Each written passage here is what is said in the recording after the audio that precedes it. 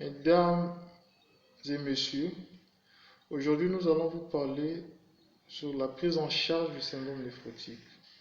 Le syndrome néphrotique est une manifestation clinico-biologique d'une atteinte rénale.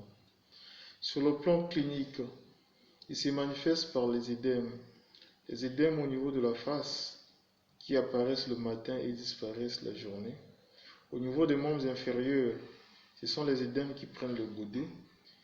Et il y a des accumulations ou des épanchements au niveau des parties déclives du corps, telles qu'au niveau de l'abdomen, on observe une ascite.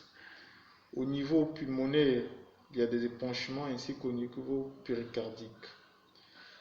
Et sur le plan biologique, nous avons une hypoprotidémie inférieure à 60 grammes par litre, une hypoalbuminémie inférieure à 30 grammes par litre, associée à une protéinurie massive qui est évalué à 50 mg par kg par 24 heures, qu'on peut décider à partir d'une bandelette urinaire. Le syndrome néphrotique a plusieurs étiologies, telles qu'une maladie rénale qu'on appelle la névrose lipoïdique. Il y a les maladies systémiques, telles que le lupus érythémateux disséminé. Il y a une maladie fait du syndrome néphrotique qui entraîne le syndrome néphrotique. Les complications ou les signes de gravité du syndrome néphrotique sont d'ordre infectieux. Il y a les troubles de l'équilibre hydrosodé, il y a les thromboses des veines inférieures, des membres inférieurs, des veines rénales, des vaisseaux cérébraux ainsi que des vaisseaux pulmonaires.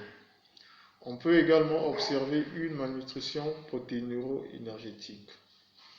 Les examens qu'on demande dans le cas d'un syndrome néphrotique se situent dans plusieurs secteurs.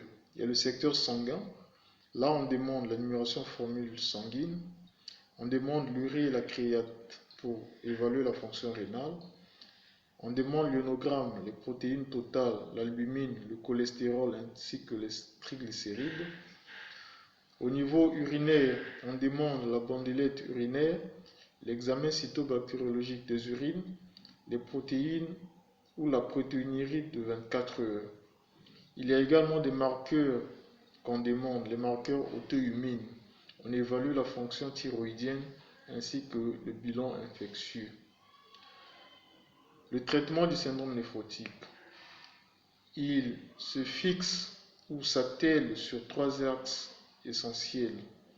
Il y a la corticothérapie, qui a un schéma bien déterminé que nous allons détailler dans les prochains cours.